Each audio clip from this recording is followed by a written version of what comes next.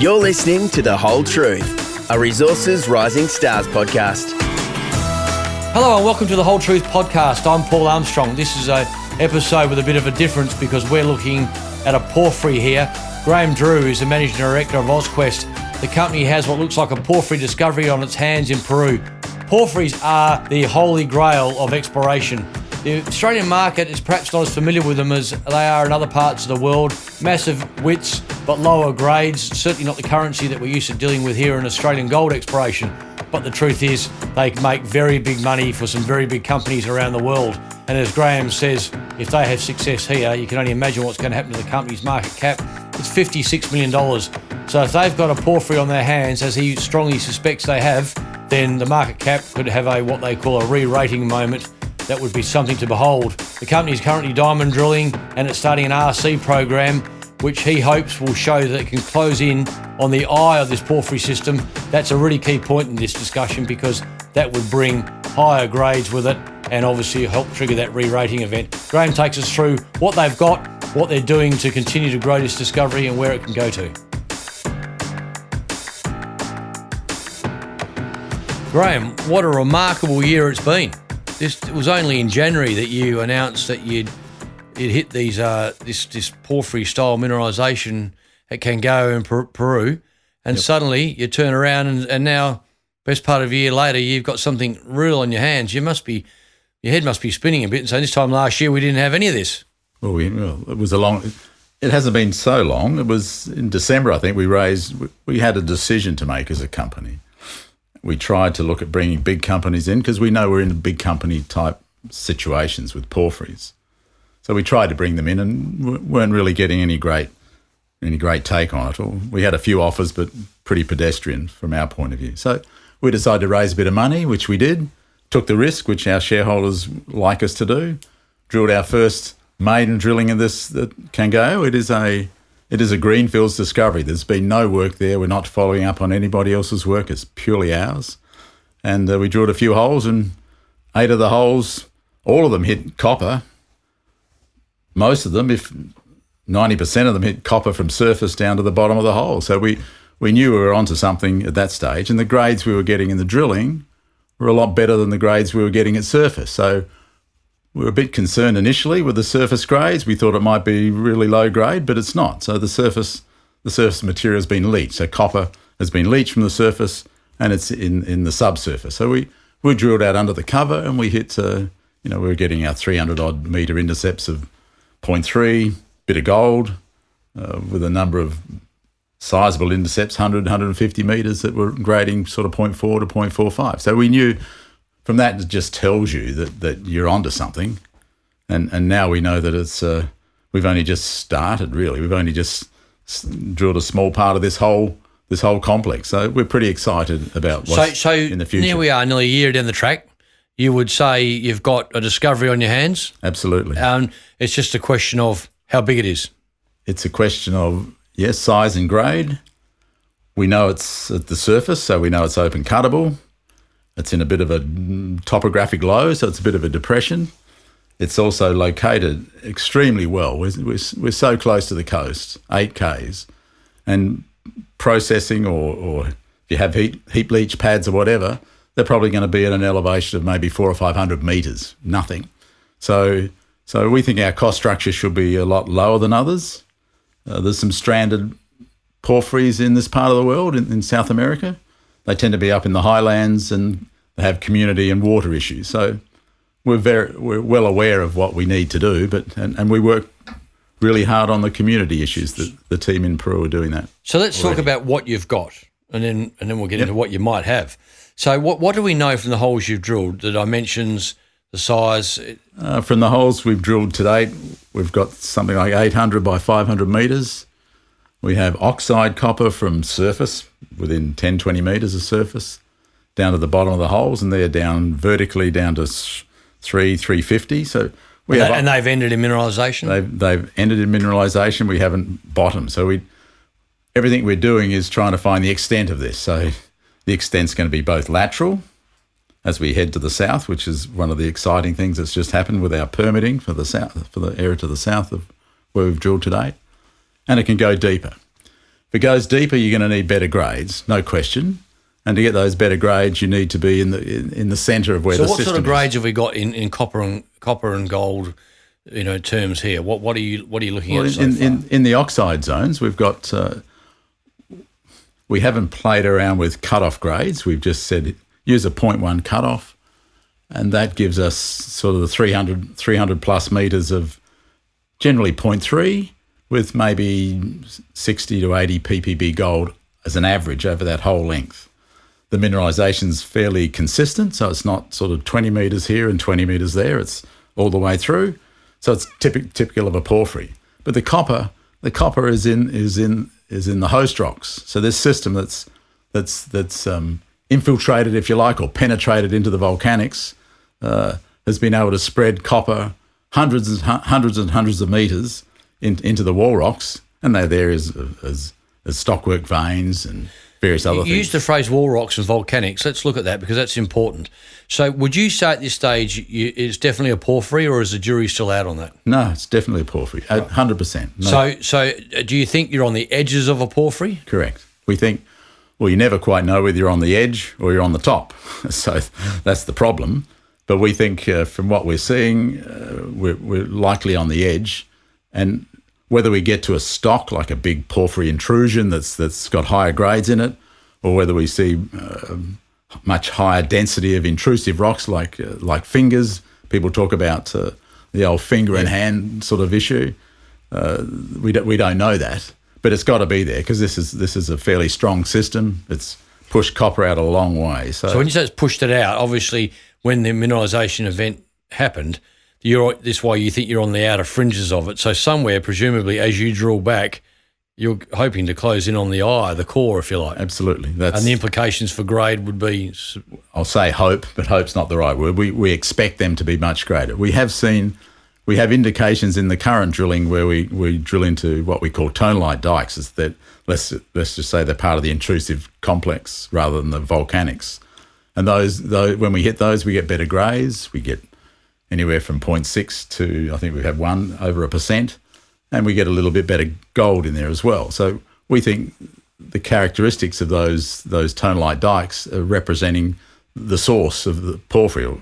So if we get back to the source porphyry, we think we should be getting some decent higher grades. And you're going to need higher grades at depth, but don't discount oxide copper in the top 200 or 300 Would that metres. give you some sort of starter project? Absolutely. It's a lot of them. People have been drilling. They'll start at 300 or 400 metres depth, and they'll go for a kilometre and have 1% copper. But without the oxides at the surface, your cost structures and the time to get revenue is really can be quite large. So having surface oxide copper that's widespread and thick, you can do. So do you think you've got an economic oxide operation as it is? At the moment, it's close, but it's probably a little bit small for Peru standards. But we've drilled 8,000 metres, and it's all concentrated in an area of 800 by 500. And the target area is really 5-6 square kilometres. And it's open. It's all open. And as you go to the south, the mapping that our guys have done in Peru and the sampling. We do a lot of rock chip sampling. We don't grab rocks with green in them, which give you high numbers. We do a representative sample each time. And we have really strong, in fact, we got stronger moly, we got stronger gold, and as strong copper as you go south of where we've drilled by probably a kilometre south. Is that where you believe the eye of this porphyry system could be?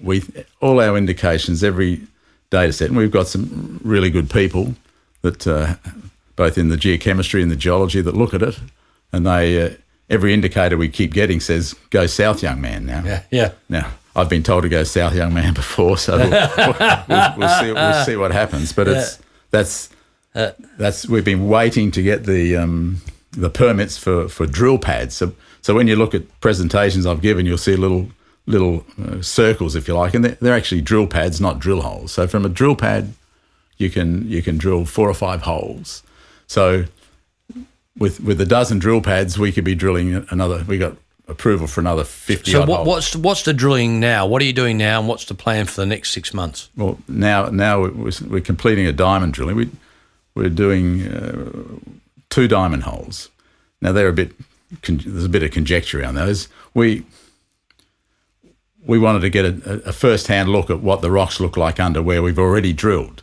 So where we've already drilled is where we're drilling the 2 holes. Even though our data's telling us go south, that's where you're more likely to hit the sulfides underneath. We are hitting chalcopyrite underneath. The chalcopyrite's within sometimes within quartz veins. Sometimes it's associated with the chlorite veins and sericite, which are 2 alteration products. And they tend to be, the mineralisation is always in veins, either microveinlets or thicker veins. But we're still the veins are into the country rock. We still haven't got into where the porphyry, the centre of it's likely to be. And that's all our ratios of elements, our work on high temperature clay mineralogy, which we routinely do, is all telling us head to the south. And that's where we've just had approval to locate these 13 odd drill pads that we've got. So we're pretty excited to get started on that, and that should be starting in a couple of weeks. By the end of this month, we should be out there doing RC drilling and have completed our diamond program. That will test to the south and hopefully give you these grades that are indicative of getting towards the eye of the system. Correct. There's a lot of multi-elements. There's pathfinder elements that you look at porphyries are very well known. The geochemical pattern around porphyries has been studied to death. So when you get certain elements... So you're not inventing the wheel here? Not at all. Do you think the Australian market can be a bit slow to take up on porphyries? Because, the market here is obviously very au fait with WA gold currencies, 10 metres at 5 grams. Everyone knows that's a good result. You're putting out 320 odd metres, amazing widths, but the grades are lower. Do you think the market has trouble getting its head around how much contained metal that can mean? Well, I think so. I mean, certainly in the West, there's no real porphyries for anyone to compare against, and there's a fabulous gold industry here, so why not invest in your gold industry? Over east, there's a few more porphyries in the Lachlan Fold Belt, and they've taken a long time. I've talking to people involved in those, some geos, and they say it's a hard game because it's convincing people that that these are economic. Yep. I just look at South America. It could be Chile, Peru, up through Colombia, whatever, and the grades we're getting are typical of what these other developed porphyries are producing, and they'll often have a higher grade core that they probably get started on to get their economics looking quite good, which is what we're looking for. But in essence, they're sort of 0.3, 0.4 type deposits. And they're making money. There's big guy. We as a small company, we can cut our costs quite a bit compared to the majors, but they're happily developing. They're happily spending over $1 billion to develop new mines in that part of the world. So you can do all the studies you like, but I look at that and say, well, they're not doing it for nothing. They're making good money out of this, and potentially they're going to make a lot more depending on the copper price. And well, it's always been said, Cadia is one of the most profitable mines in Australia. Yeah. But because it sits in a bigger company, I suppose that the market here isn't familiar with the operations. So perhaps, when you get a resource on the table, maybe the contained metal will then, the penny will drop just how much metal can be in these things. No, they're huge. They're just huge. In fact, the bulk of the world's copper is coming out of the porphyries in South America. There's some sedimentary copper in Africa, which is pretty damn good, I must admit. But still, the bulk of it's coming out. And would that South America. become, getting ahead of ourselves to a degree here, but would that become an opportunity to sell the company, sell the project? I mean, these are the sort of assets that are developed by big companies, aren't they? Well, that's absolutely true. Our job is to try to maximise value to our shareholders. So nice problem to have. Yeah, it is. But that's how that's tackled is exercising our minds at the moment. So it's a market cap of $56 million is nothing. It's nothing, is it? When you talk about the value of these porphyries, if this goes the way you clearly hope and expect it will, and maybe it's to the south, doesn't matter which direction, but if that turns out to be the case, this RC program that's underway now will obviously going to give you a very good indication as to whether your theory is correct. Correct. And if that's true and you start generating better grades and you think you're closing in on the eye of this, and that with that comes the grades as we've discussed and the contained metal, $56 million market cap is going to be absolute pittance, isn't it? Absolutely. I mean, these types of deposits are changing hands for hundreds of millions, if not billions in places. It clearly depends on how far you go. We're still a bit early for that. We've only drilled 8,000 metres. And when would you get the assays, you think, or the first assays from these RC holes? They should probably early next year. So that could be a real game changer. Early next year. We should be. We hope to get the results from the diamond work by the end of this year, and that's taking a bit of time. The drilling's a bit slower than we're used to over here, and we're doing a lot of things with the core. We're orienting the core, and that takes a bit of time because we're looking at orientation of veins and various other structural attributes to help us point towards where the centre's likely to be. So we're doing all that work. It's great work that the guys are doing over in Peru, but it's. So you could get the diamond assays before Christmas. I think so. And then the RC is obviously in the lab. RC will be through January. So you're right at the witching hour here, aren't you? It's getting really juicy. Absolutely. Things are starting to happen. So that's a good time for us, a good time for our shareholders, because it's actually quite exciting. And when you look at the data, which I can't, that would have show to be a re-rating podcast, event, wouldn't it? I mean, I think as so. they say, a big re-rating event. I think so. Yeah. Well, Graeme, thanks very much for your help and time today. This is obviously a fantastic opportunity and interesting story for investors who want to play, the exploration game and looking for a real leverage. You'd find it hard to go past a story like this, $56 million market cap for a company that looks like it's got a porphyry on its hands and is now drilling.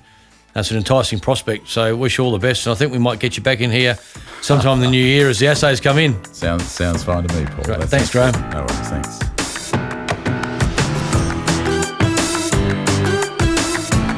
You've been listening to The Whole Truth, a Resources Rising Stars podcast, produced by Resource Media, hosted by Paul Armstrong for Reed Corporate.